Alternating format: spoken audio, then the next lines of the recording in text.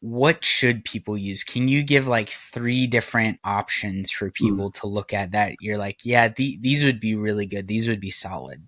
Yeah. So now I'm not saying don't use Chrome. I'm saying use Chrome if you're willing to accept that risk. Firefox stores your passwords, Edge stores your passwords, and they all pop up and say, do you want us to store your password? Yeah. If you're willing to accept that risk, you can use those. Just know that there is risk involved with that, and that your passwords can be compromised if you use, those basic browser password storage mechanisms. So good clarification. I mentioned Iron Vest, who recently, I believe, within the last year, maybe 6 to 8 months, revamped their entire brand. So I like how they have a one-way password hashing solution. Bitwarden, NordPass, LastPass, those are all password managers that have some pretty significant popularity. Really what you're after in a password manager is, in my opinion, is a one-way, non-reversible, non-recoverable password manager.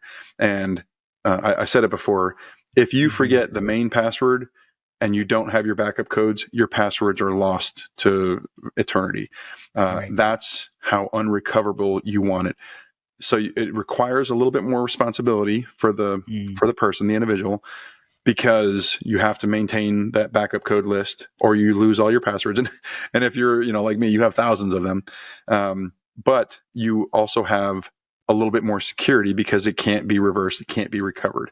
And so most browsers support the plugins of all of those password managers and across Windows, Mac, and Android platforms. So the Ubuntu's and the Mac softwares and the Windows platforms all have those browser extensions available, so that while you're doing what you normally do day to day, it will pop up and say, do you want us to store this password, or do you want to enter the password now? And so they have all the support for those platforms, and you want one that has wide support and is part of a community that has access to the source code. They can see and point out any of the issues or see if there's any backdoors, right? You definitely don't want a software that has a backdoor into your password. The ones that got breached essentially had a backdoor, and it was that master unlock key. Once they had that, they could decrypt all the passwords in the vault. And so those present a little bit more risk. If you want a free one, there's some pretty good free ones out there, but again, you're going to get what you pay for. And if your password security is important to you, they make them very affordable.